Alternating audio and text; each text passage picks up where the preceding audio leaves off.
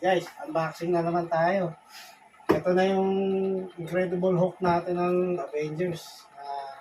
Green, ito na yung original na kulay niya kasi yung dati red, di ba? Ito green na to.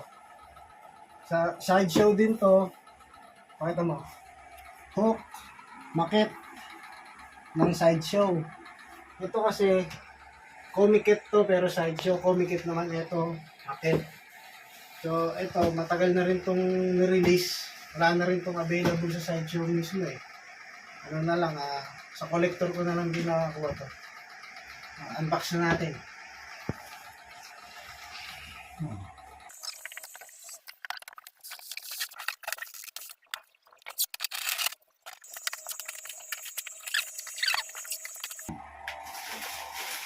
Ito.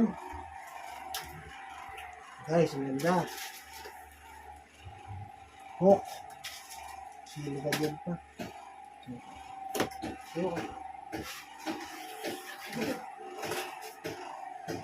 Ito yung base niya. Ito.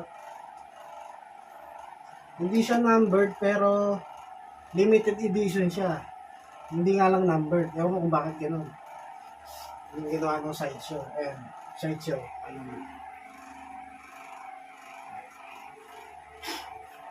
Bibigat.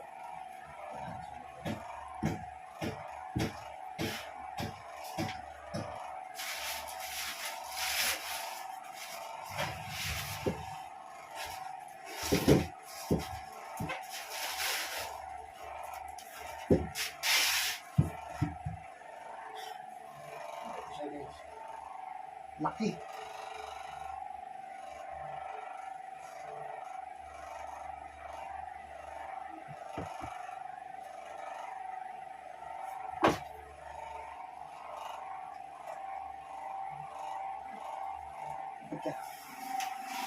Tingnan niyo yung detail guys, ang ganda.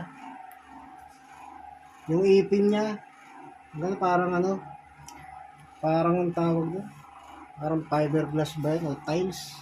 Tapos yung short niya, tela talaga. Ayan. Tela talaga yung short niya. Tapos yung kulay niya, tapos yung base, tingnan nyo, napakalaki. Ito, polystone din to, kagaya nitong Red Hawk. Polystone din siya.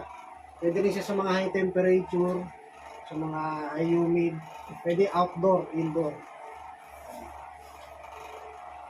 Dalawa na sila, isa na lang, yung Greyhawk na lang ha, maghahanap pa tayo nun.